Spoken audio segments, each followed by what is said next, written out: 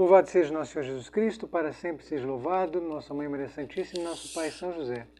Sejam todos bem-vindos a esse canal, eu sou Ayrton Vieira. E hoje, por fim, daremos início ao que havíamos anunciado antes, com uma pequena série sobre Anguera e o papado. Muitas informações importantes que nos ajudam a elucidar melhor esse emaranhado de informações, de contra-informações, de confusões, de pontos de interrogação que, de uma maneira especial, desses quase 11 anos para cá, vemos com uma certa perplexidade. Então, nada melhor que a Mãe de Deus, para que de uma maneira muito simplificada, clara, nos esclareça muitas coisas. E como a gente, nesse primeiro momento, apenas lançaremos as bases sobre o que vem, até para que as pessoas tenham a opção de seguirem conosco até o fim ou não. Importa colocar de saída o lugar de onde falamos, o locus de onde falamos, de uma forma especial para as pessoas que não conhecem o canal, não sabem do nosso trabalho, e também para que já seja delimitado, né, o ponto de partida, para que tudo seja muito claro, muito transparente, muito honesto, desde o início. Bom, assim sendo, sem muitas delongas, precisamos iniciar essa introdução, essa parte introdutória, dizendo primeiramente que, a exemplo de São Tomás de Aquino, tudo que vai ser dito, vai ser colocado aqui, está completa e integralmente submetido, sujeito ao verdadeiro ou autêntico, para usar uma linguagem de Anguera, pertencente a essas revelações, ao autêntico magistério da Igreja, ao verdadeiro magistério da Igreja, a quem submetemos integralmente. E, em alguma medida, guardadas as devidas proporções, naturalmente, também nos submetemos ao crivo do próprio vidente de Anguera, Pedro Regis, que tem o privilégio de receber as mensagens da Mãe Celestial. Já vamos falar também sobre isso, do porquê de sermos incisivos com relação a esse aspecto. E que tem, não somente no caso de algumas ou muitas mensagens, tem recebido também a interpretação das mesmas. Porque sabemos, pelas Escrituras, que nem sempre aquele que profetiza é o que interpreta, e vice-versa, salvo se Deus assim o determinar. Bom, vamos lá, vamos aos pontos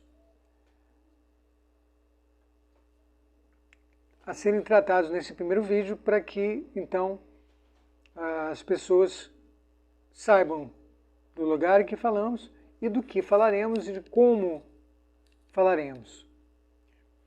Então, para quem não conhece o canal, e como praxe dos algoritmos, pedimos que, caso não seja inscrito, se inscreva, deixe o seu like, ou melhor, a sua curtida, bote o seu dedão para cima, compartilhe, principalmente compartilhe, né, esse vídeo, caso julgar importantes as informações que serão aqui prestadas, e também deixe os seus comentários, as suas perguntas, suas dúvidas, e desde já, uma vez mais, o canal está aberto ao contraditório, as pessoas, a começar do próprio Pedro, que quiserem se manifestar com relação a algum ponto em que porventura pode não estar com toda a precisão. E num vídeo seguinte faremos com muita satisfação as devidas correções, etc. Bom, qual o lugar do qual falamos? Qual o nosso ponto de partida? Como foi explicado em vídeos anteriores, a Igreja Católica Apostólica Romana, isso eu falo para católicos e não católicos, que porventura estiverem assistindo esses vídeos, ela hoje está agrupada em 3 grandes segmentos, dos quais o primeiro e maior, né, mais volumoso, pertence aos que consideram como Papa legítimo Francisco, de quase 11 anos para cá. Um segundo agrupamento, ou segmento católico, em um segundo agrupamento, se encontram os que são comumente conhecidos como sede-vacantistas, ou sede-vacantes, que são as pessoas que acreditam que o último Papa legítimo ou válido da Igreja Católica foi o Venerável Pio XII.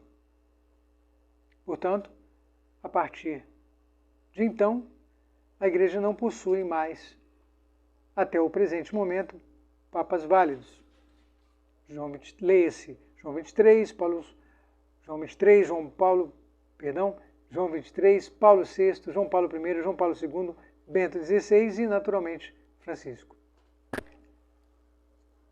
E num terceiro agrupamento, do qual eu faço parte, portanto, esse é o meu locus.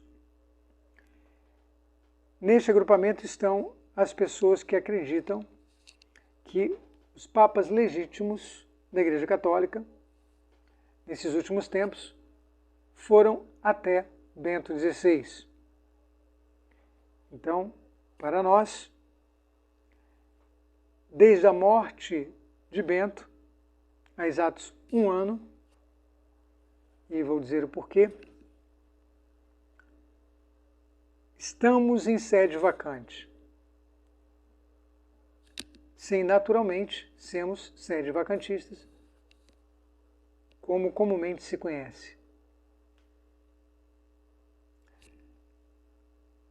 Bom,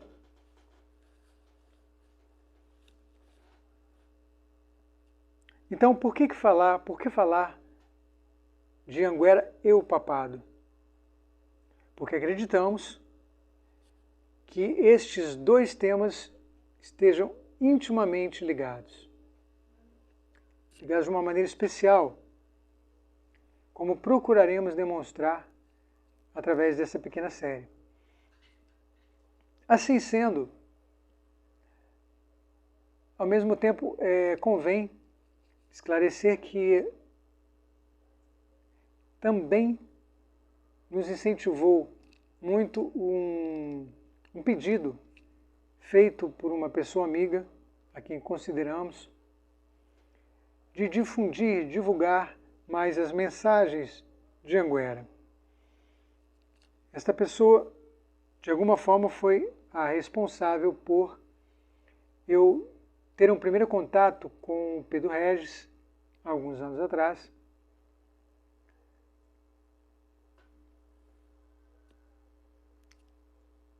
E quando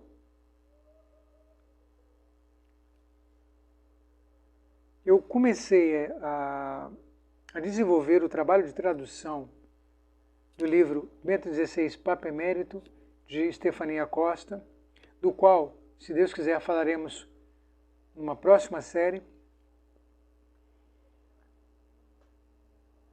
precisamos investigar revelações privadas que tratavam sobre do tema do papado, que tocavam ao menos neste assunto. E encontramos também Anguera e, de fato, algumas mensagens destas aparições foram parar no anexo do livro de Stefania. E quando, em um segundo momento, tive a oportunidade de estar com Pedro Regis em Anguera mesmo, o local das aparições, do santuário, etc., eu levei em mãos um livro a ele, um exemplar a ele, que muito gentilmente divulgou e incentivou no seu canal que as pessoas lessem. Bom, isso são informações um pouco soltas, preambulares, mas uma vez dito o que já foi colocado até o presente, com relação às mensagens de Anguera propriamente dito, cabe lembrar que elas estão inseridas dentro do que a Igreja denomina como revelações privadas. Em contraponto às revelações públicas de Deus, que são as Sagradas Escrituras e a tradição apostólica. Então, a grosso modo, podemos distinguir ambas as revelações, uma como pública, outra como privada, sendo a pública de fé obrigatória e integral. Ou seja, nós católicos temos, sob pena de não sermos católicos, que assentir 100%, integralmente, as Escrituras e a tradição apostólica, como as nossas duas fontes de revelação divina. Deus se revelando ao homem, publicamente, oficialmente, por assim dizer, através primeiro da tradição oral e depois da tradição escrita, que são as Sagradas Escrituras.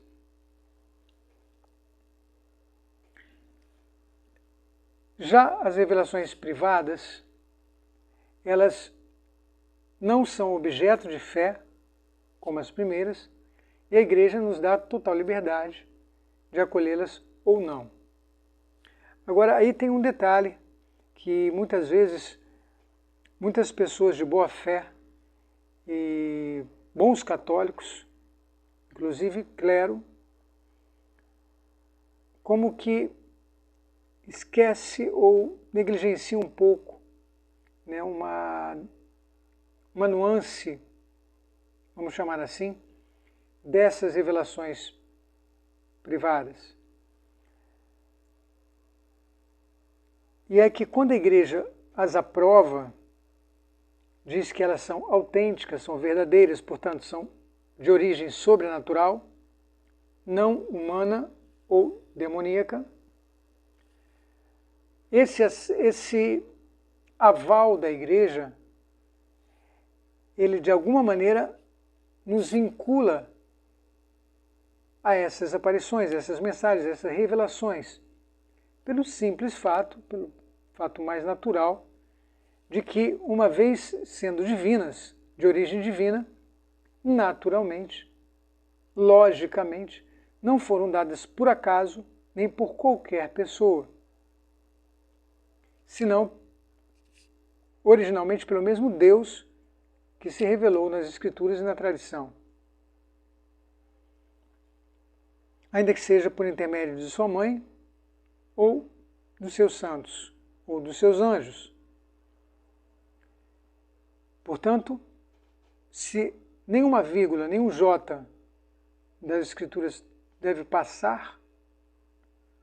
Ou seja, se naturalmente Deus, que é onipotente, onisciente, onipresente, nos revela algo, independente da forma que seja, há que prestar assentimento, há que dar importância, há que ter em conta, mesmo porque as revelações privadas, elas servem não para completar, jamais, porque a revelação pública termina com a morte do último apóstolo, evangelista, profeta e epistolário, São João, mas para justamente nos ajudar a compreender melhor, a aprofundar melhor aquilo que já está concluído lá atrás. Atualizando de alguma forma as mensagens, seu conteúdo, e fazendo com que a sua aplicabilidade no presente seja mais eficiente. Ou seja, compreendamos melhor as Escrituras e a tradição através desses auxílios das revelações privadas. Isso naturalmente quando a Igreja já emite o seu juízo favorável a elas. Aquelas que a Igreja ainda não emite o seu juízo favorável, mas não as condena, não emite um juízo desfavorável, não diz que elas têm origem humana ou diabólica, numa medida menor, naturalmente, nós não só podemos, como em muitos casos devemos, dar a devida importância. Muito especialmente se elas atendem aos critérios que a própria Igreja determinou para se discernir a respeito da veracidade sobrenatural, autenticidade de uma revelação privada. Anguera, portanto, se encaixa nesse segundo grupo de revelações, claro, não podia ser diferente, e ainda hoje está em estudo. Passados 36 anos do seu início, ainda segue em estudo pela Igreja, que muito embora não emitiu juízo positivo, também não emitiu juízo negativo, com base nos critérios que ela mesma nos forneceu. Esses critérios eles podem ser encontrados muito especificamente num documento chamado Normas para proceder no discernimento de presumíveis aparições e revelações, emitidas ainda no pontificado de Paulo VI, 25 de fevereiro de 1978, e que diz assim, os critérios basicamente são os que conhecemos hoje, acrescentados de um ou dois, e que são basicamente que nas mensagens, em seu conteúdo, quando há mensagens nessas supostas aparições, que o seu conteúdo não contenha nenhum erro doutrinário, teológico, de moral, que não se observe nada de imoral, de equívoco na conduta do vidente ou da pessoa que recebe uma mensagem, essas revelações, que essa pessoa não se utilize das aparições, das supostas aparições, das supostas revelações, para fins ilícitos e de enriquecimento, de lucro, que este vidente não tenha problemas psicológicos, psiquiátricos e de natureza naturezas escusas.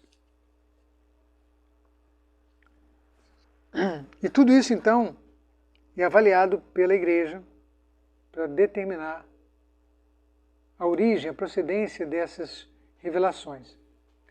Um outro ponto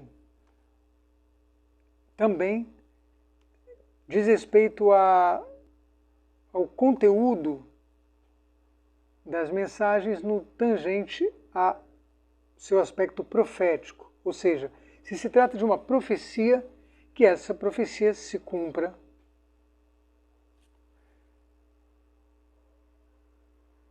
E, naturalmente, que nada que seja atribuído a Deus, à Mãe de Deus, aos santos, aos anjos, possua qualquer espécie de erro teológico, doutrinal, moral.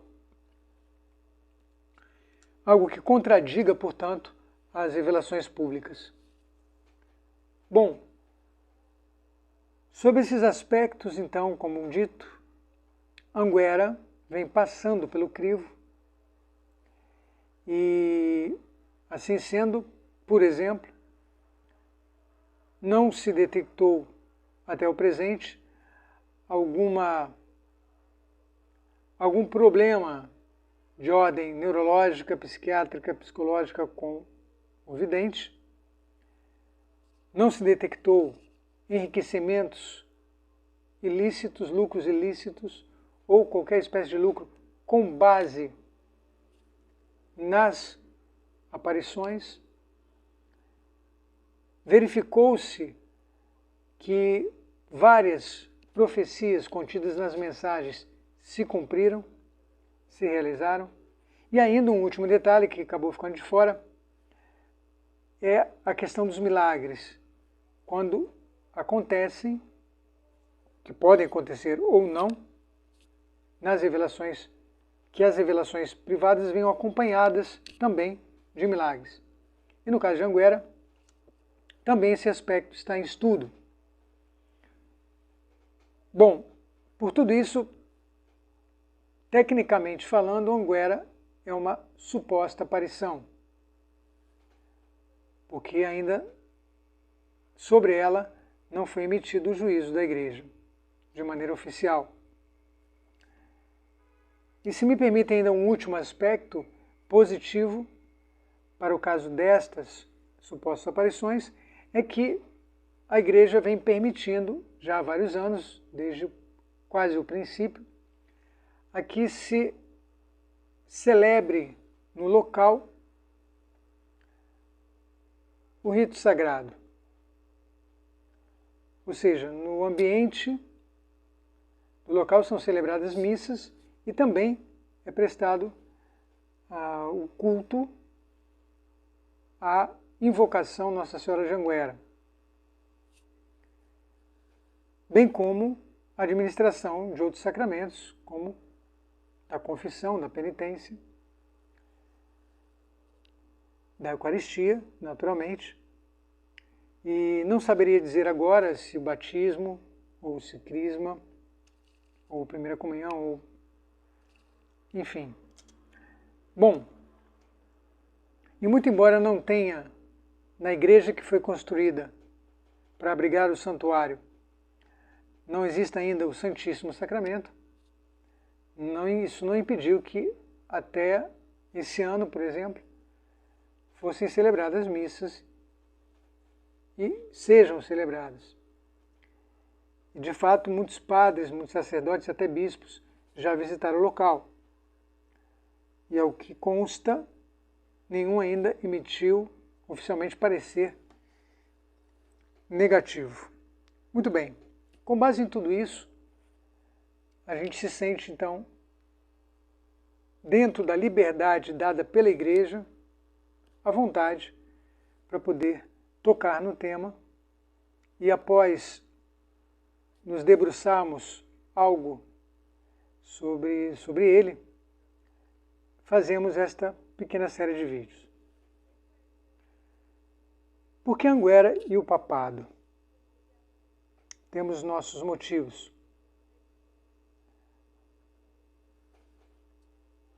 e escolhemos alguns aspectos disso para colocarmos para as pessoas, para que ao menos se pense a respeito. Então, Anguera é um conjunto de aparições, de revelações do céu através da Virgem Maria,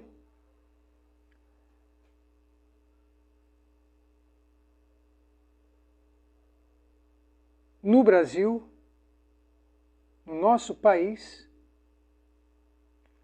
país este que antes de ser Brasil era terra de Santa Cruz, originalmente terra de Santa Cruz, em um estado originalmente chamado Bahia de Todos os Santos, cuja capital é São Salvador,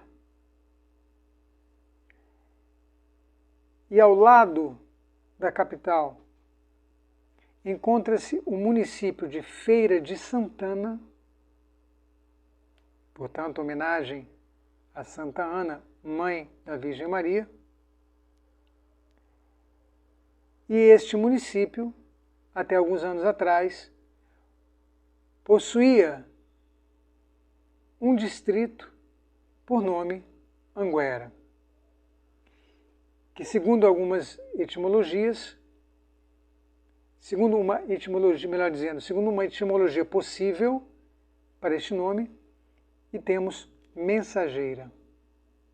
Então vejamos, Maria, Mãe de Deus e também mensageira de Deus,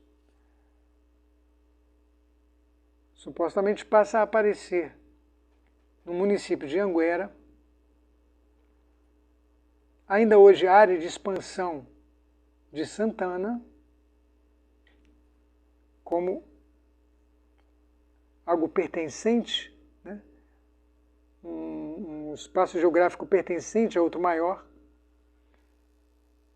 Feira de Santana, vizinha de São Salvador, capital da Bahia de Todos os Santos, estado pertencente à terra de Santa Cruz.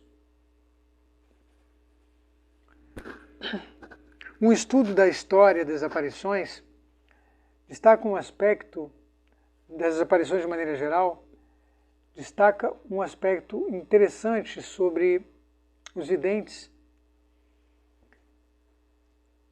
E esse aspecto é que também o nome do vidente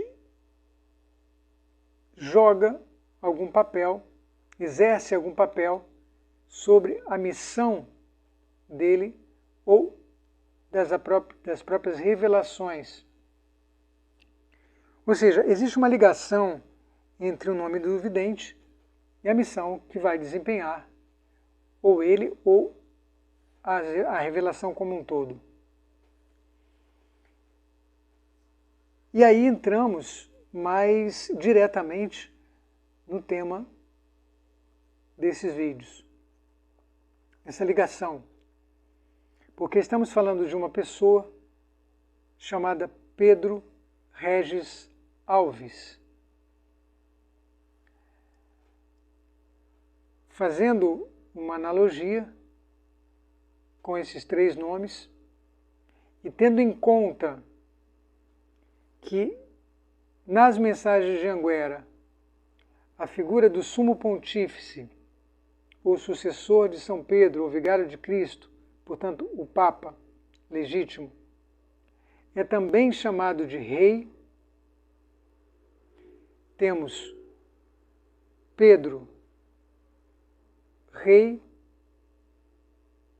ou Pedro, o rei de branco, o rei alvo. Pedro, o Papa vestido de branco. É um nome que está indiscutivelmente ligado, associado ao papado. Então não será por acaso, não será surpresa se encontrarmos nas mais de 5.000 mensagens de Anguera, dadas em Anguera,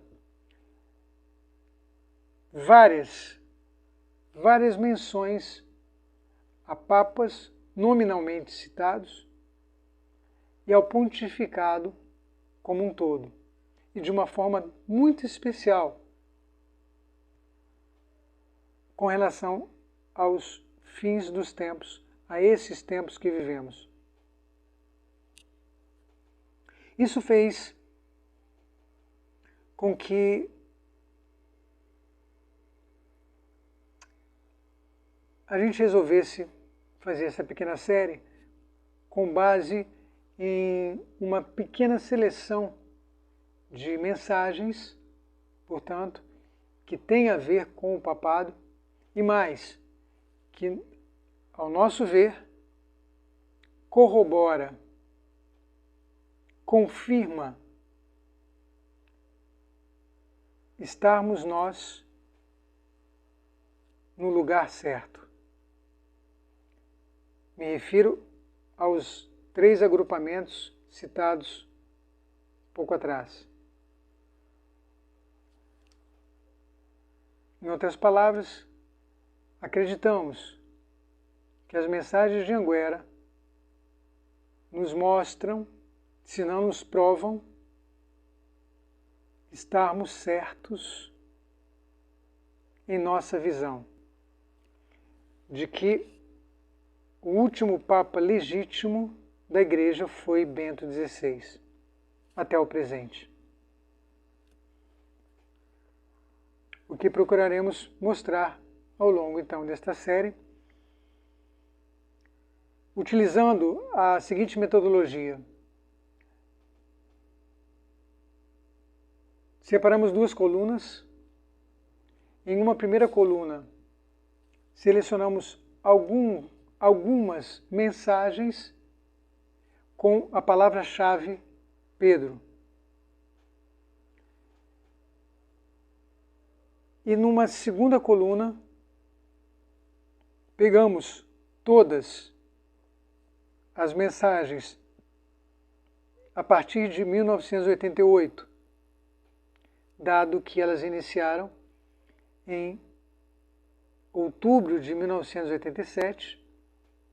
Então, a partir de 1988, pegamos todas as mensagens dadas no dia 29 de junho de cada ano, dia de São Pedro e São Paulo,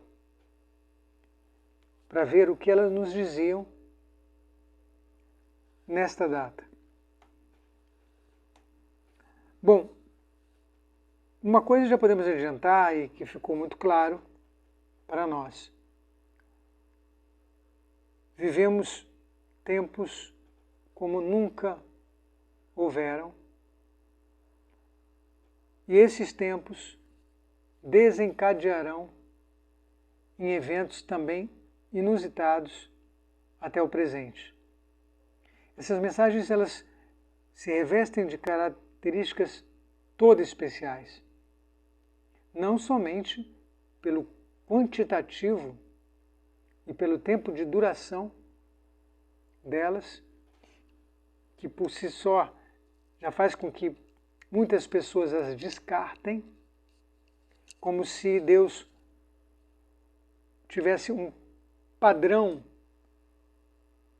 de revelação, se utilizasse de um único padrão,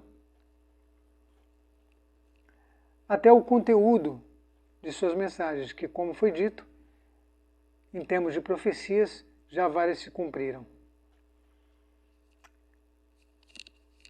Bom, de momento, acredito que seja isto que devemos informar, salvo ainda dois pequenos detalhes. Esse estudo, essa seleção de mensagens, a partir do próximo vídeo de amanhã, nós diremos qual o número da mensagem, qual a data da mensagem, para as pessoas que desejarem nos acompanhar, irem até o site Apelos Urgentes, que é o site oficial das aparições de Anguera e dali nós retiramos todas elas, ipsiliteris, tal como está, Ctrl+C, Ctrl+V, inclusive com os negritos, né, com os destaques.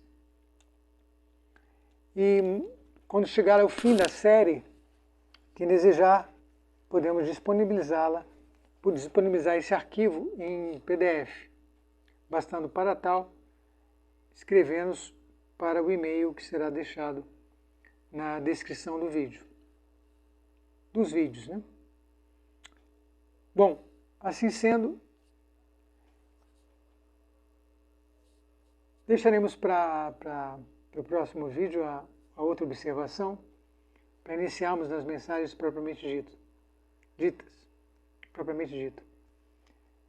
Assim sendo, então, muito obrigado por estar conosco até aqui.